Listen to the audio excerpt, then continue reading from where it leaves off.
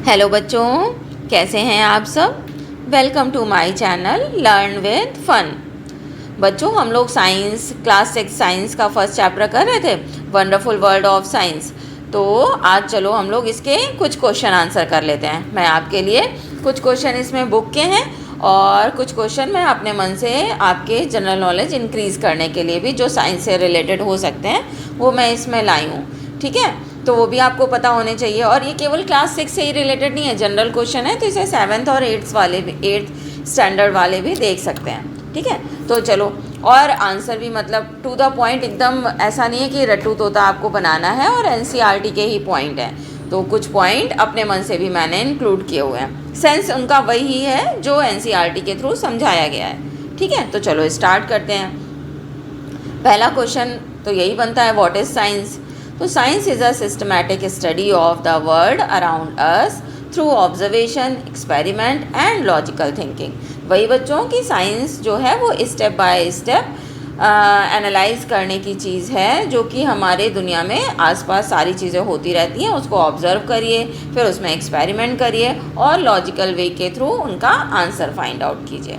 Second question बच्चों, what do you mean by observation. Observation मतलब क्या होता है। ऑब्जर्वेशन मीन्स केयरफुली वॉचिंग और noticing something using our senses.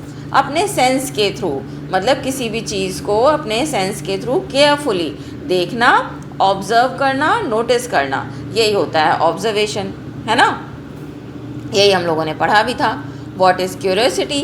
Curiosity is the desire to know और learn something new. किसी भी चीज़ को जानने की इच्छा होना, किसी भी नई चीज़ को देखें, पता लगाएं, अरे ये कैसे हो रहा है, ये क्यों हुआ, ऐसा ही क्यों हुआ, इसकी वजह से ढेर सारे क्वेश्चन जनरेट होना मन में। क्यूरियस होना मतलब किसी भी चीज़ को पता लगाना। ठीक है, वही हो जाता है curiosity. Next question, name the 5 sense organ. हम लोगों को सबको पता है, आर आइज़ जो देखने का काम करती है, ईयर्स जिनके थ्रू हम सुनते हैं, नोज़ जिसके थ्रू हम स्मेल करते हैं, टंग टेस्ट करते हैं, और हमारी स्किन जिसके थ्रू हम टच करके पता लगाते हैं कि कोई चीज़ गर्म है, ठंडी है, कैसी है ना, हम लोगों को टच करने लायक भी है कि नहीं है। नेक्स्ट क्वेश्चन बच्चों, what is an experiment. Experiment मतलब क्या होता है। An experiment is a test perform to find out the correct answer to the question. जैसे अभी आप लोग और भी हायर क्लासेस में जाएंगे तो आपको लैब ले जाया जाएगा फिज़िक्स और केमिस्ट्री के प्रैक्टिकल करने के लिए, है ना। तो वही होते हैं एक्सपेरिमेंट, कि मतलब सही ऑर्डर में, सही सिचुएशन में अपने टेस्ट परफॉर्म करना और फिर उसके बाद रिज़ल्ट देखना कि रिज़ल्ट क्या आ रहा है, क्या नहीं आ रहा है, मतलब पता लगाना, जो हम लोगों ने लॉजिकल वे में सोचा था उसका पता लगाना थ्रू एक्सपेरिमेंट, तो उसको कह देते हैं experiment. What is the difference between observation and experiment. अब वही चीज़ की ऑब्जर्वेशन और एक्सपेरिमेंट के बीच डिफरेंस क्या होता है। तो ऑब्जर्वेशन मीन्स बच्चों carefully watching and notice things using our senses. अपने सेंसेस के थ्रू, जो सेंस ऑर्गन हैं इनके थ्रू सेंस करना और केयरफुली वॉच करना, नोटिस करना, ये सारी चीज़ें आ जाती हैं ऑब्जर्वेशन में। और एक्सपेरिमेंट क्या होता है बच्चों।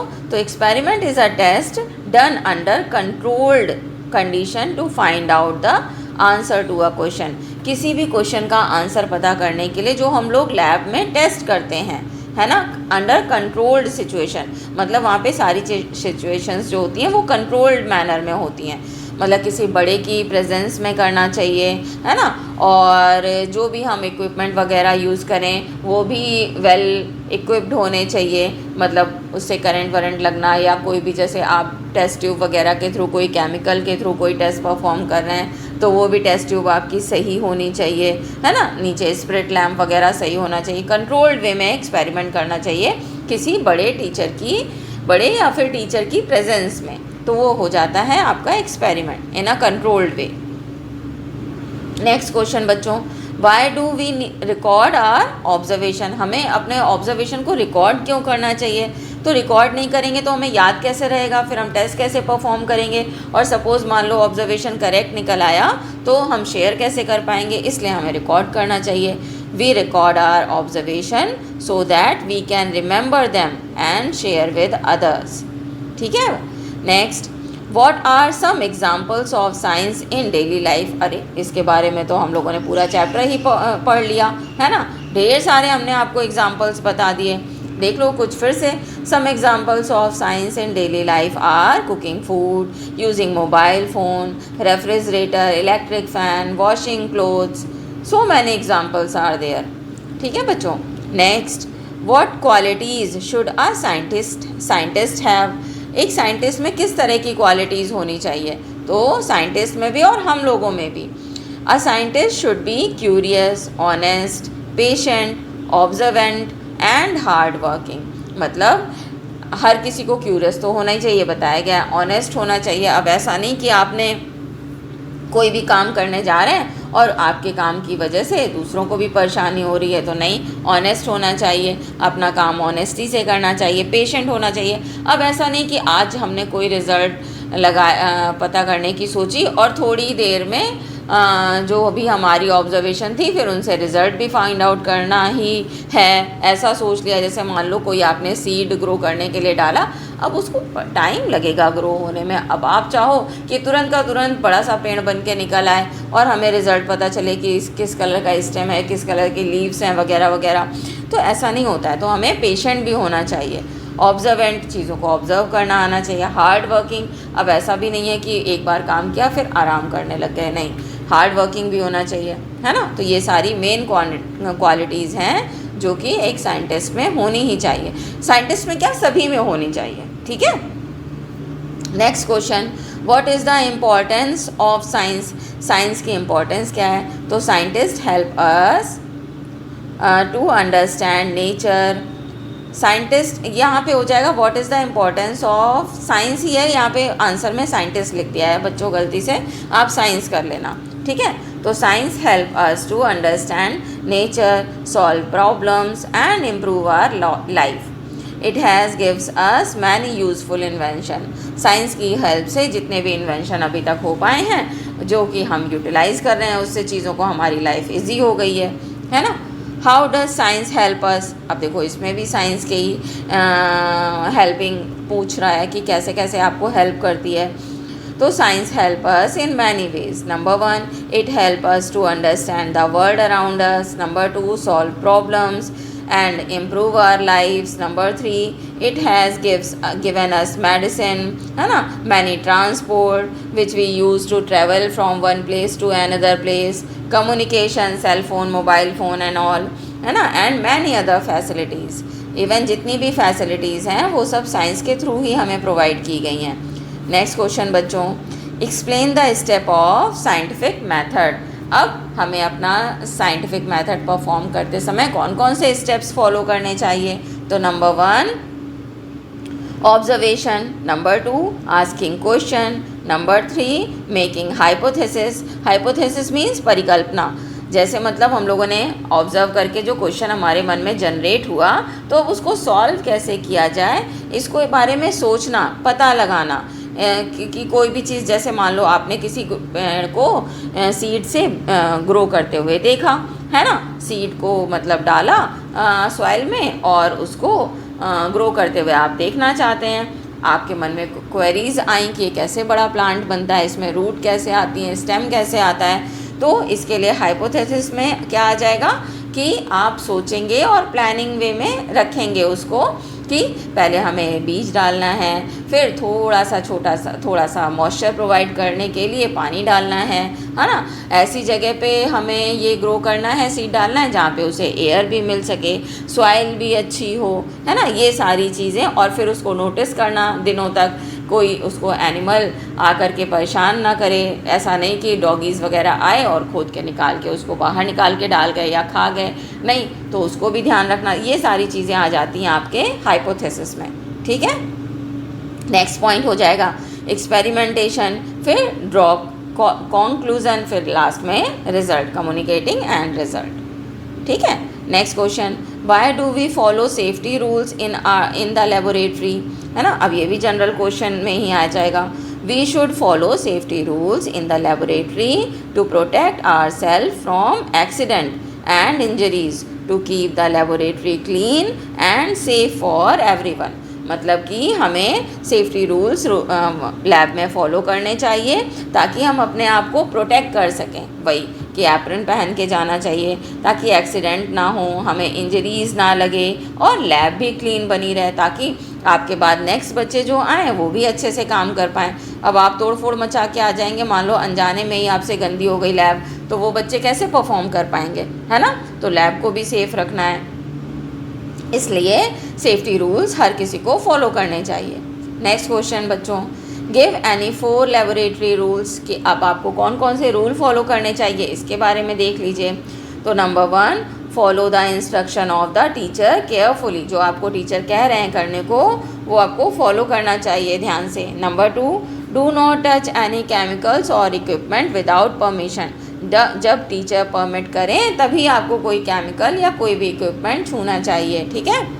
डू नॉट ईट और drink in the lab, lab में कुछ भी ये सब काम तो बिल्कुल ही नहीं करने चाहिए कि आप पानी भी पी रहे हैं, हाँ मतलब कुछ खा भी रहे हैं, पानी वगैरह क्यों भी नहीं पी सकते, क्यों मना कर रहे हैं, इसलिए क्योंकि वहाँ पे अंदर केमिकल होंगे, कुछ कॉन्सनट्रेटेड फॉर्म में होंगे, कुछ डाइल्यूट फॉर्म में होंगे।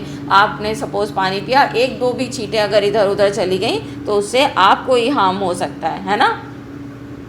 इसलिए लैब में ये सब काम नहीं करने चाहिए। बाहर जा कर के आपका जो भी वाटर कूलर वगैरह लगाओ, वहाँ से जाके बाहर जाके हैंड वॉश वगैरह करके हैंड अच्छे से फिर वाइप अप करके तब आना चाहिए लैब में। Keep the laboratory clean and tidy, भाई ये तो सबसे इम्पॉर्टेंट है। अब एक हमारे साइंटिस्ट हुए हैं मिस्टर CV रमन, है ना। अब ये कौन थे, इनके बारे में भी थोड़ा जान लीजिए। इनको हमारे देश का मतलब साइंस के वे में, साइंस में इन्होंने एक एक्सपेरिमेंट किए और एक अच्छा सा बहुत ही यूज़फुल हेल्पफुल जिसको कहते हैं रैमन इफ़ेक्ट, इन्होंने ही फाइंड आउट करके बताया कि ये क्या होता है, इसकी वजह से क्या क्या चीज़ें होती हैं। इसके लिए इन्हें नोबेल प्राइज़ भी मिला। तो देखिए कौन है CV रमन। तो sir CV Raman was a great Indian scientist. He was born on 7th of November 1888. He won the Nobel Prize in Physics in 1930 for the discovery of Raman effect. He inspired many people to take interest in science, है ना। जब इनको Nobel prize मिला तो देश में और भी लोग बहुत ज़्यादा इंस्पायर हुए कि अच्छा एक्सपेरिमेंट वगैरह अच्छे से करने से कोई ना कोई रिज़ल्ट ज़रूर निकलता है और फिर उसे इंटरनेशनली बहुत ज़्यादा अप्रिशिएट किया जाता है ना। तो और भी लोग, और इंटरनेशनल वे में भी इन्होंने काफ़ी लोगों को इंस्पायर किया। चलो आगे देखते हैं next question. Describe the importance of observation in science. तो observation is the first and most important step in science. It help us to gather information about an object और event using our senses. Careful sorry बच्चों, excuse me. Careful observation help in asking question and finding problems which can be solved through experiment. वही observation के बारे में मतलब वही बताया गया है कि इसको आप कैसे लिखेंगे।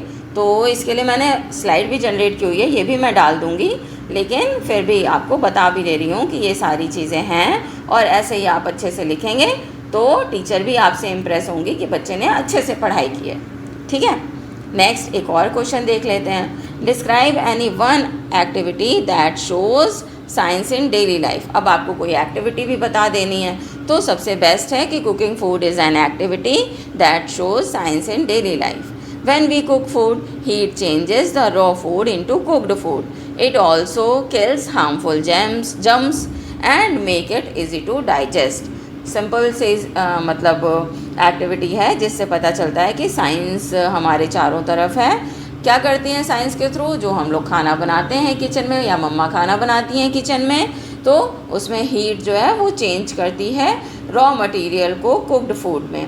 और जो कि सबसे बड़ा फ़ायदा उससे क्या है कि उसके अंदर जितने भी जर्म्स होते हैं वो भी मर जाते हैं और ख़त्म हो जाते हैं और वो हमारे लिए इजी टू डाइजेस्ट होता है, अच्छे से डाइजेस्ट भी हो जाता है, ठीक है।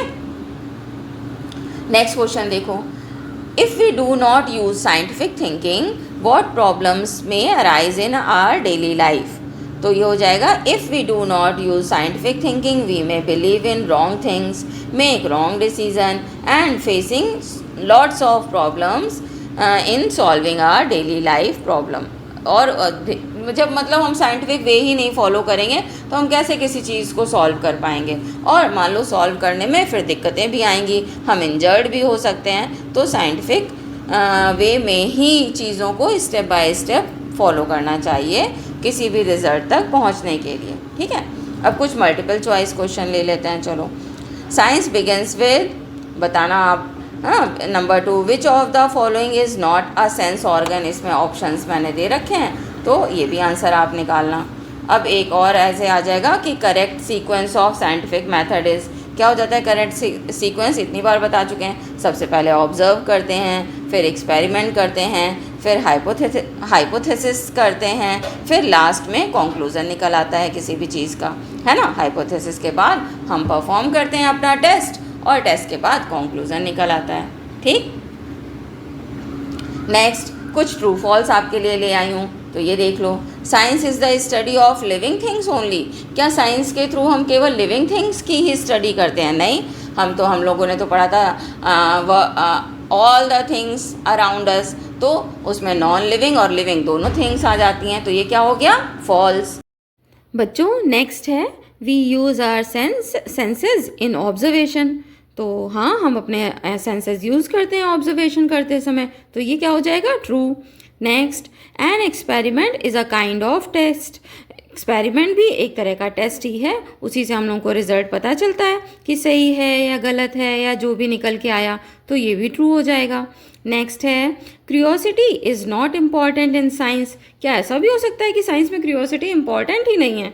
ऐसा तो कतई ही नहीं हो सकता, है ना, बिल्कुल भी नहीं। साइंस में तो हर एक चीज़ में क्वेश्चन हम लोग करते हैं, तो ये क्या हो जाएगा? फॉल्स। बच्चों यहाँ से हम लोगों का ये फर्स्ट चैप्टर फिनिश होता है, और अब हम लोग स्टार्ट करेंगे नेक्स्ट वीडियो से न्यू चैप्टर। ओके देन, कैसा लगा ये चैप्टर ज़रूर बताइएगा, और लाइक और सब्सक्राइब कीजिएगा अगर अच्छा लगा हो तो, और शेयर करना। Okay then, bye.